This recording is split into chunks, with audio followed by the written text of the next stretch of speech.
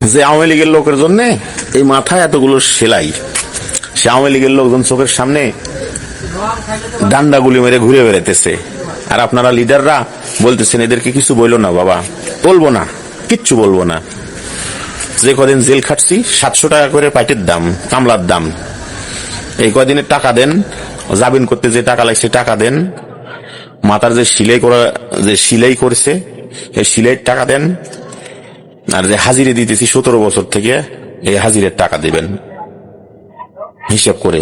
যতগুলো মামলা খাইছি, হাইকোর্টের যাবেন, জজ কোর্টের যাবেন, তারপরে রিমান্ডে যতগুলো টাকা গেছে সব টাকা বুঝা দিবেন।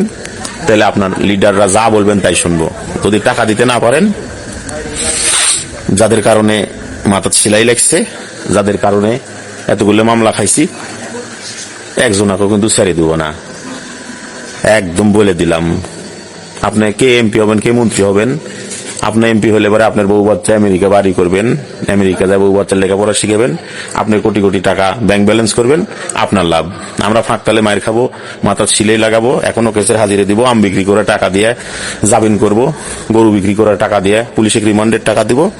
এই বিএনপি নেতার কতগুলো আপনারা শুনছেন, তার দুর্দিনের কতগুলো আমাদের সাথে শেয়ার করছেন, তার ব্যক্তিগত জীবন নিয়ে কিছু কথা তুলে ধরছেন। বাস্তবতা হচ্ছে এটাই, আজ পর্যন্ত কোনো প্রধানমন্ত্রী বলেন, এমপি বলেন, মন্ত্রী বলেন, তাদের ছেলে কিংবা আত্মীয় স্বজন কোনো আন্দোলনে তাদের একটা পরিবারের সদস্যকে মারা গিয়েছে।